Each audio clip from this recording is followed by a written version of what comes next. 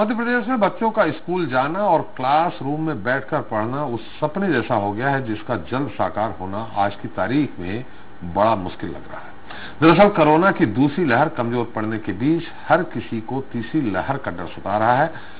कहा यह तक जा रहा है कि अक्टूबर या नवंबर में नहीं बल्कि अगस्त में ही कोरोना की थर्ड वेव आ सकती है।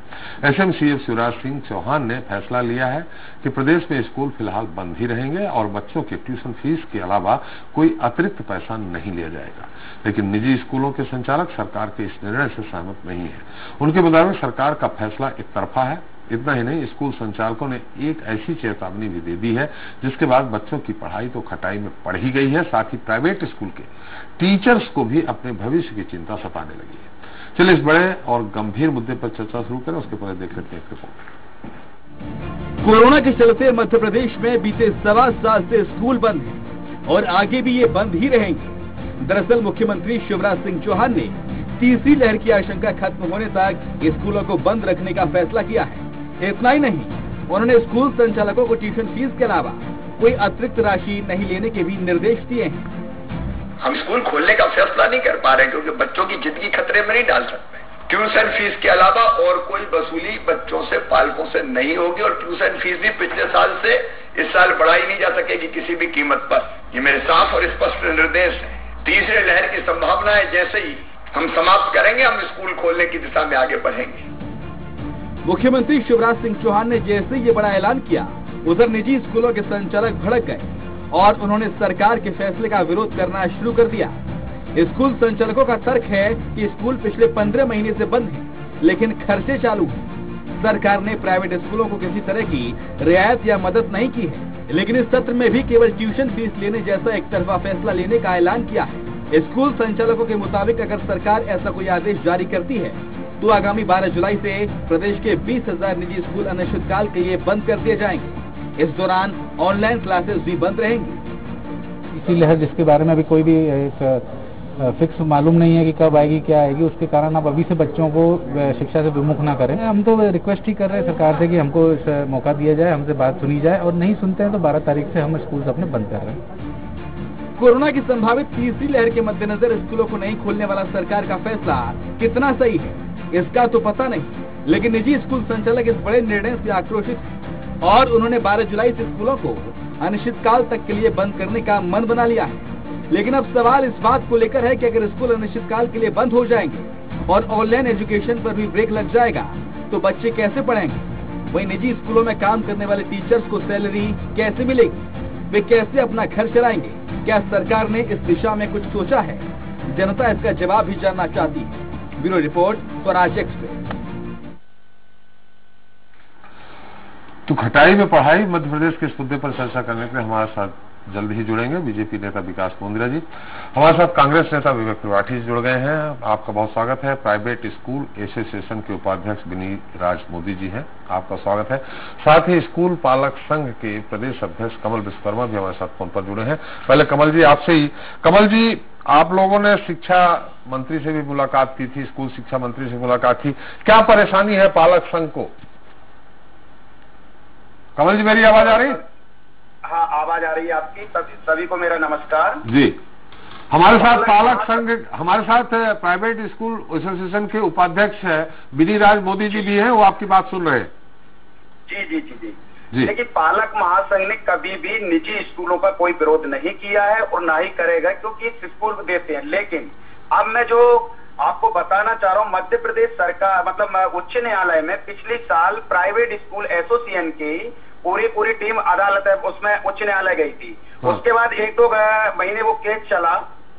हाँ। इसके बाद 20 नवंबर 2020 को वो जो 4 नवंबर 2020 को एक आदेश पारित हुआ कि कोरोना महामारी को देखते हुए अभी जब तक स्कूल नहीं खुलेंगे तब तक सिर्फ ट्यूशन फीस देना है। हाँ। लेकिन पालक महासंघ सिर्फ माननीय शिक्षा मंत्री से जो मिलने गया था, क्योंकि कई स्कूलों ने ट्यूशन फीस के नाम में अन्य मदों की फीस जोड़कर और अभिभावकों से वसूला जा रहा था, तो हमने कोर्ट का जो निर्णय है, राज्य सरकार का जो निर्णय है, उस निर्णय को 29 जून को माननीय शिक्षा मंत्री महोदय जी को प्रस्तुत किया था, जो हम लोगों के हितों के लिए है। वो चलिए, आपके पास ये ऐसा सबूत है क्या कि जो कुछ स्कूल ट्यूशन फीस के नाम से अन्य मद की फीस जोड़ करके वसूल रहे हैं? आपके पास है ऐसा कोई प्रमाण?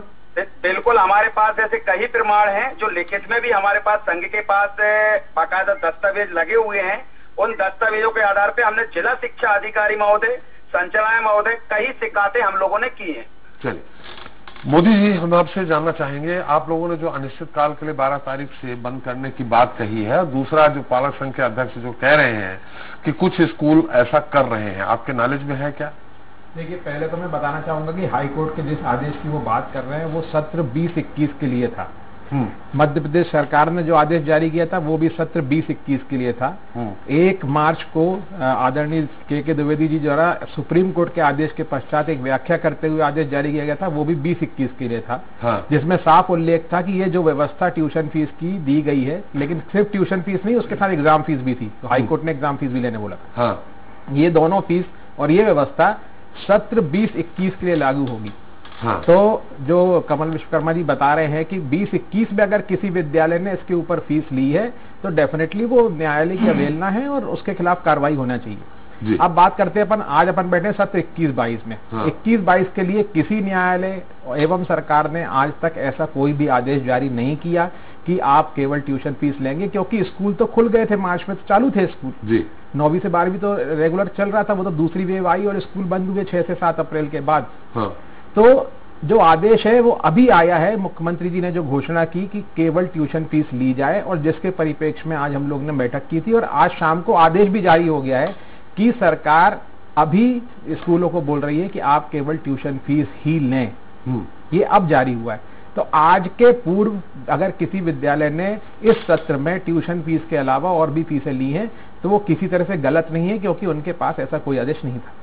जी, आपकी डिमांड क्या है? जो आपने कहा है कि 12 तारीख से अनिश्चित काल के लिए बंद कर देंगे, आपकी मुख्य मांग क्या है?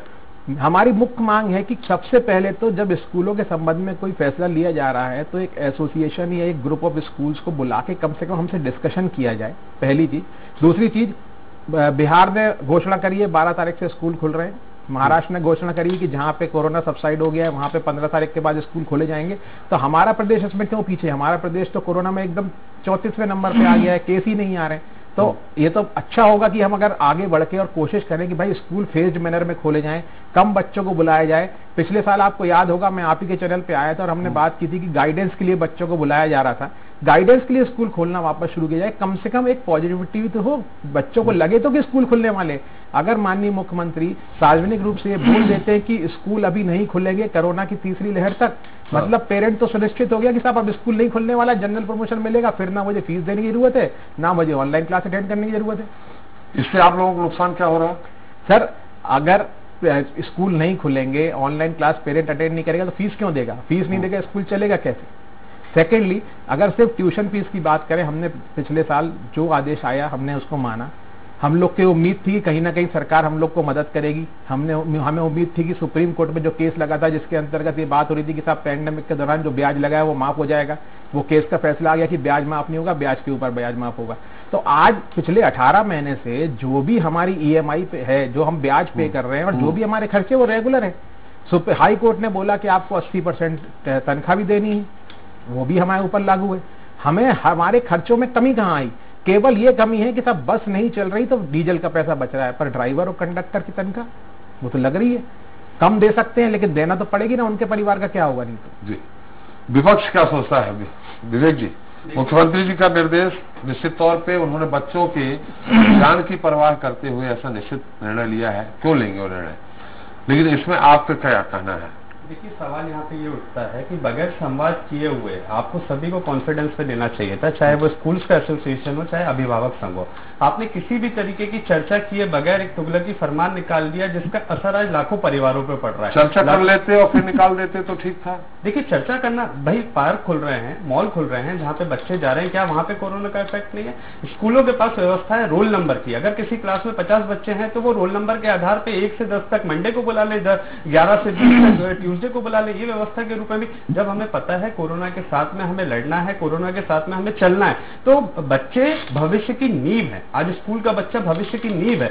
2 साल उनके खराब हो चुके हैं, आगे हम उनके बीच में क्या फैसला लेने वाले हैं? आज लाखों अभिभावक परेशान है। तुगलकी फरमान निकाल दिया। आपका टकराव की कीमत, स्कूल एसोसिएशन से टकराव और सरकार से टकराव की कीमत आज अभिभावक और बच्चे उठा रहे हैं। तो मैं समझता हूं संवाद करना चाहिए, संवाद के बाद में निर्णय लेना चाहिए। कोई भी तुगलकी फरमान, रात में आपको सपना आ गया कि आज मैं नया मीडिया में छाने के लिए क्या करूं, आपने निकाल दिया।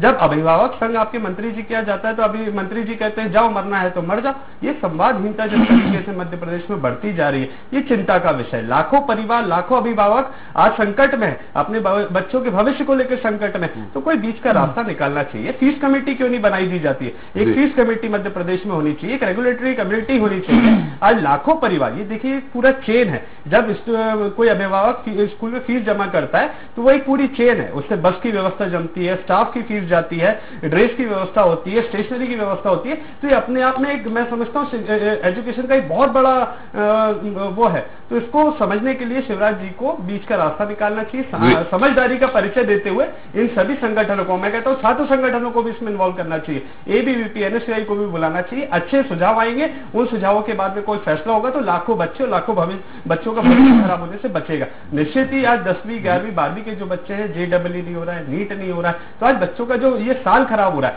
आप प्रतियोगी जो परीक्षाएं, उसमें उम्र तो नहीं बढ़ा रहे, उम्र तो वही है। 2 साल कैसे? ये पॉइंट्स वाली बात है। तो इन सब चीजों पे हमें विचार करना चाहिए। ये विचार तब हो पाएगा जब आप चर्चा करेंगे। अगर आप संवादहीनता रहेंगे तो टकराव की स्थिति बनी रहेगी। आज अभिभावक संघ सड़कों पे है, कल स्कूल के एसोसिएशन सड़कों पे। आप तो ये चिंता का विषय कि अगर लाखों अभिभावक सड़कों पे उतर है तो आपकी सरकार विकास जी से उत्तर ले लेते हैं। विकास जी,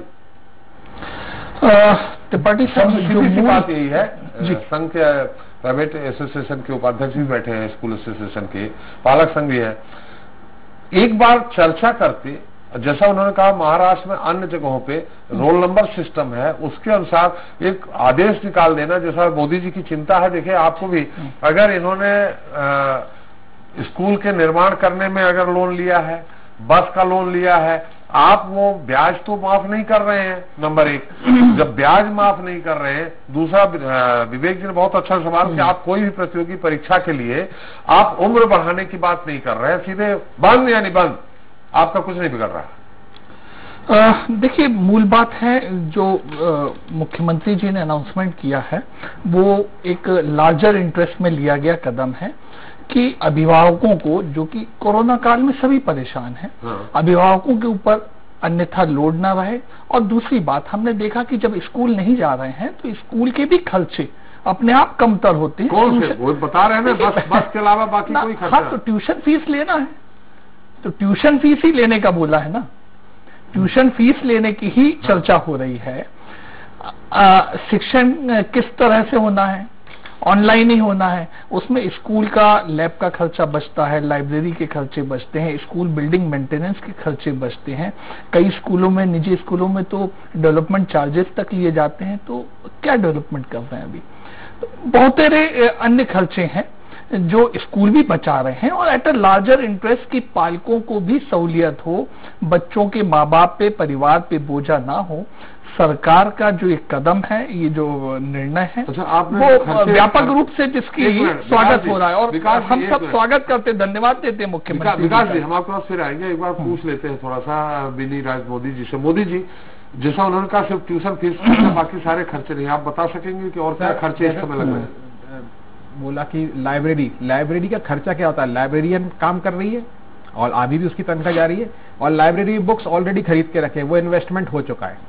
कंप्यूटर लैब में क्या खर्चा होता है? कंप्यूटर टीचर का खर्चा है, बिजली का खर्चा है और कंप्यूटर खर्चा है। कंप्यूटर हम खरीद चुके हैं, हमारे यहाँ ऑलरेडी लगे हुए हैं, टीचर की सैलरी जा रही है, बिजली का बिल हमको पूरा आ रहा है, भले हम यूज कर नहीं कर रहे। हमारे यहाँ आप देख लीजिए, मेरा बिजली का बिल रेगुलर 1 लाख रुपया था, तभी भी 80,000 आ रहा है, स्कूल बंद है।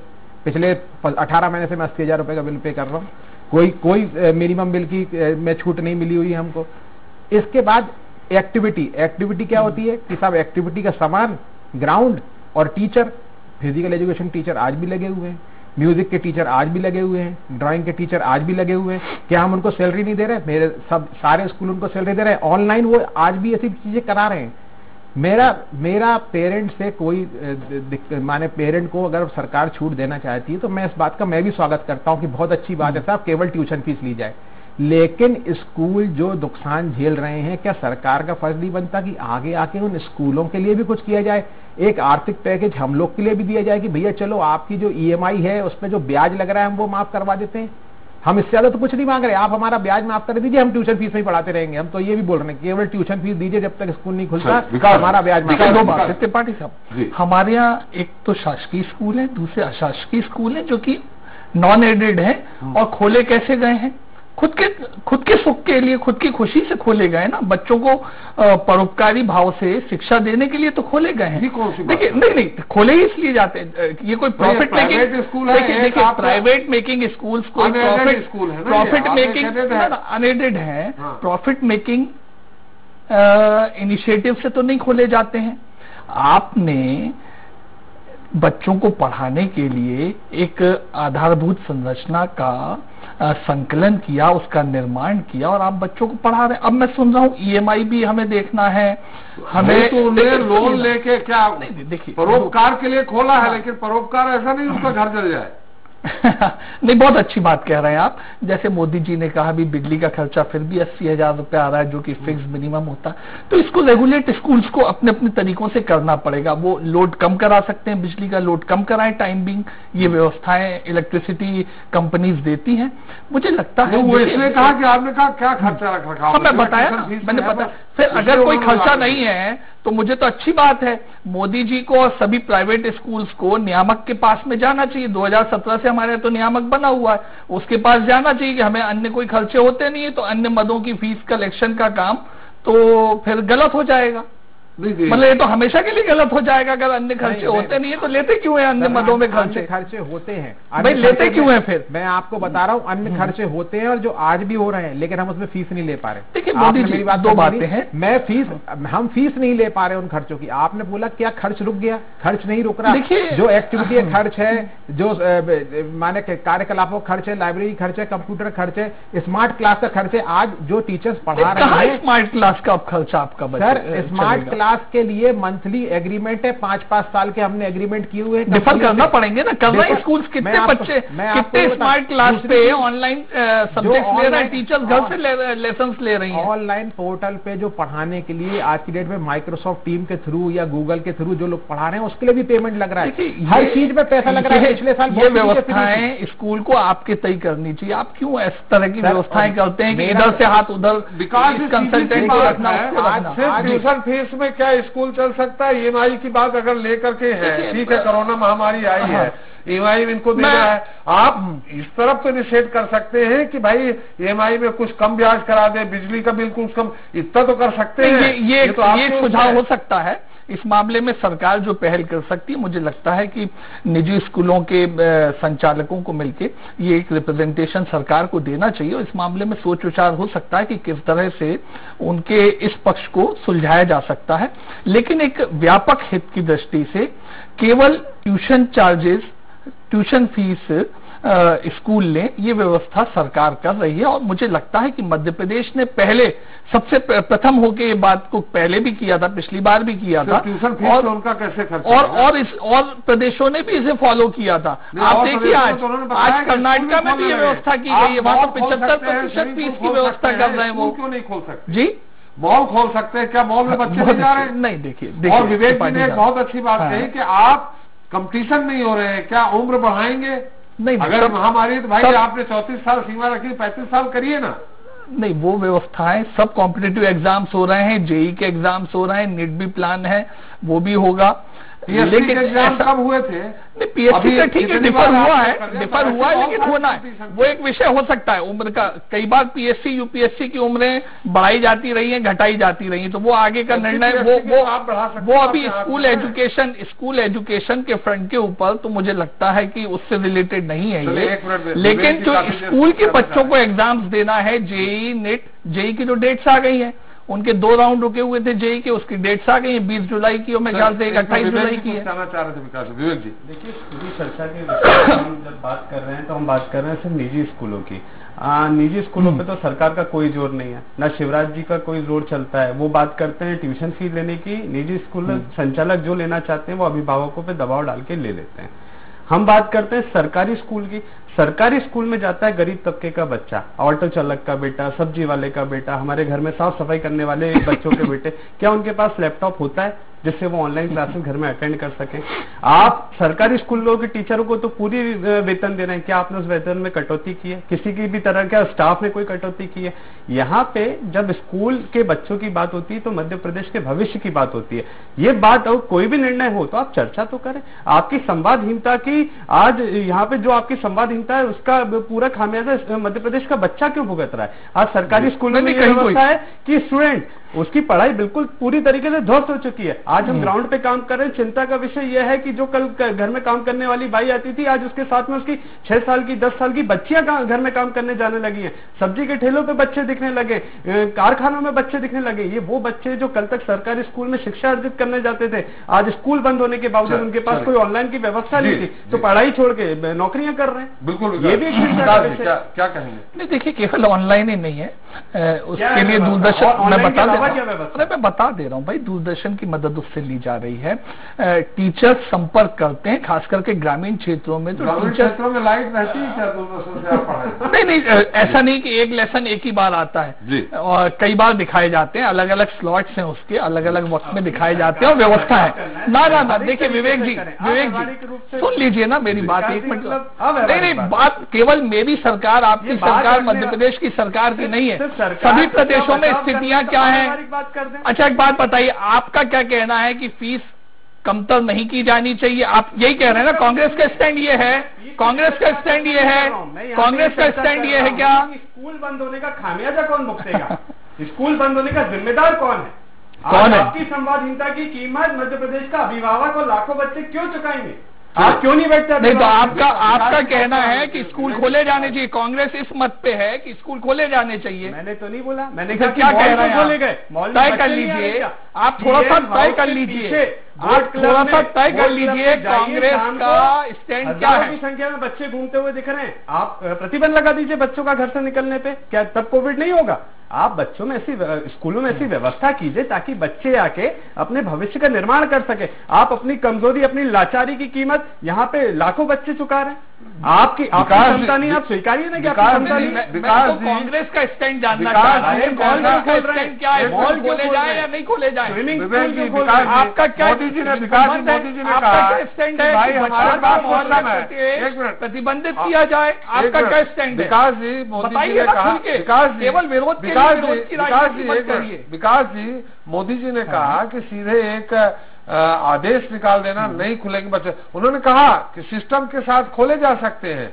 5 साल 5 बच्चे, 10 बच्चे, 20 बच्चे, क्या वो घर में खेलते हैं, मॉल खुले हैं तो उनको कोरोना नहीं पकड़ेगा?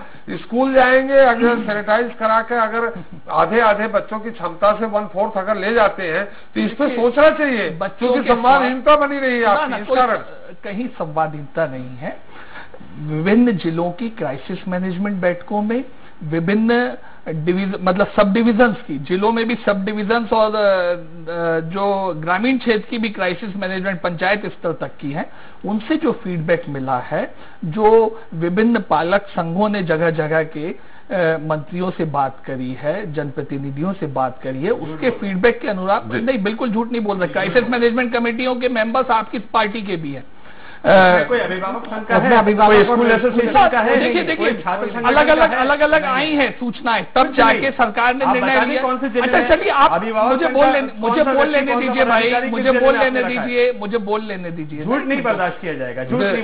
अरे आपको कौन कह रहा है झूठ बर्दाश्त करने को? आप एक ही बार बोलेंगे ना, मेरा खंडन करेंगे कि बार बार उसकी रट लगाते रहेंगे। आगे सुनिए त्रिपाठी साहब, बच्चों की सुरक्षा, स्वास्थ्य को देखते हुए निर्णय लिया गया है और बड़ा माकूल निर्णय है, क्योंकि हमने ये बच्चों के स्कूलिंग का काम जरिया पिछली बार भी दिसंबर जनवरी के महीने में, फरवरी के महीने में धीरे धीरे चालू करने का प्रयास किया था, और मार्च में क्या हाल हुए इसका आप सब हमने अनुभव कर लिया। दूसरी चीज नहीं हुए ना, व्यवस्था हुई था। देखिए ये बात तो स्वास्थ्य विशेषज्ञ बता सकते हैं, ये बात कोरोना पे काम करने वाले विशेषज्ञ बता सकते हैं, ये बात शिक्षाविद बता सकते हैं कि कौन सी चीज को कितना वेटेज किस परिस्थितियों में हमें देना पड़ेगा।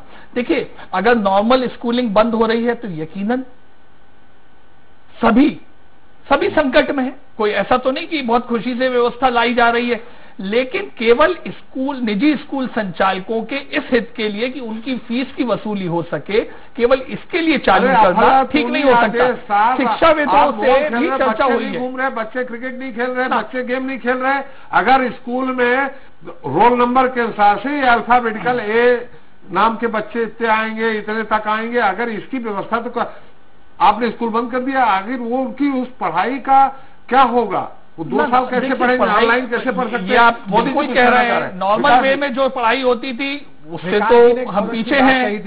कि जो स्वास्थ्य विशेषज्ञ हैं या हमारे देश के जो अन्य विशेषज्ञ हैं जो इस पे रिसर्च कर रहे हैं कोरोना की 3rd वेव पे, उनसे बात की जाए, उनसे पूछा जाए। तो मैं आपको बताना चाहूंगा कि एम्स जो हमारे देश का सबसे बड़ा स्वास्थ्य संस्थान है, उसके डायरेक्टर ने 4 दिन पहले ही एक बहुत बढ़िया लेख लिखा है जिसमें उन्होंने कहा है कि कोरोना की महामारी के चलते स्कूलों को बंद रखना गलत है, फेज्ड मैनर्स में स्कूल को खोलना पड़ेगा, क्योंकि कोरोना 3rd वेव के बाद भी खत्म नहीं होगा। बच्चों को सीखना पड़ेगा कि कोरोना के रहते हमको स्कूल कैसे जाना है और हमको स्कूल में कैसे रहना है। हमको ऐसे सिस्टम बनाने पड़ेंगे। क्या बंद करना ही सिस्टम है? हमने मार्केट क्यों खोला? क्योंकि हमने एक सिस्टम बनाया, पहले 8 बजे तक चलेगा, फिर 10 बजे तक चलेगा। आप स्कूल के लिए भी सिस्टम बनाइए। आप ही की सरकार ने पिछले वर्ष, और मैं और कमल विश्वकर्मा जी खुद बैठे थे और इसी चैनल पे हम लोग ने डिस्कशन किया था जिसमें हमने बात की थी कि स्कूल खोले जाने चाहिए, और स्कूल उसके बाद खोले गए। और स्कूलों में भोपाल में ऐसे या मध्य प्रदेश में ऐसे कोई केसेस नहीं आए जिसको लेके हम कहें कि 2nd वेव आने के लिए स्कूल जिम्मेदार हो। लेकिन आज हम जब 3rd वेव, हमको कम से कम हम प्रिपेयर्ड हैं कि हम 3rd वेव आने वाली, तो हम ये तो कोशिश कर सकते हैं कि बच्चों को सिखाएं कि भाई आपको ऐसे स्कूल आना है, आपको ऐसे पढ़ाई करना है। जब वो 3 महीने पहले भी आ चुके हैं तो उनको वो चीज हमें सिखानी जरूरी है। स्कूल तो सुपरवाइज्ड एरिया है, वहां पे पूरे टाइम पे कोई ना कोई उपलब्ध होने देखने वाला। मोदी जी एक बात बहुत अच्छी बोली आपने कि आपको ये तसल्ली है कि स्कूलों में आने से बच्चों को कोरोना नहीं हुआ। हम तो अध्ययन ही कर रहे हैं, आखिर कोरोना किस फ्रंट पे चालू हुआ वो तो बता दीजिए फिर। वो आपको मालूम है क्या कि कैसे चालू हुआ, ताकि हम पता लगे उसको पॉइंट आउट करके उस व्यवस्था का इलाज कर सके। ये तो बताइए आप सर। अगर सरकार के पास आज भी उस व्यवस्था का जवाब नहीं है तो हमें फिर मार्केट, मॉल, ट्रेन, प्लेन सब बंद कर देना चाहिए, क्योंकि पिछली बार हमने सब बंद करी थी, इस बार तो हमने बंद ही नहीं किया। हम उनको आज भी चला रहे हैं। हम समझ रहे हैं कि हमें अर्थव्यवस्था के लिए वो आवश्यक है, अर्थव्यवस्था के लिए व्यापार करना आवश्यक है, लेकिन बच्चे को स्कूल भेजना आवश्यक नहीं है, क्योंकि वो अर्थव्यवस्था में डायरेक्टली कंट्रीब्यूट नहीं कर रहा। आप ऐसा मानते हैं या तो मैं ये समझूं।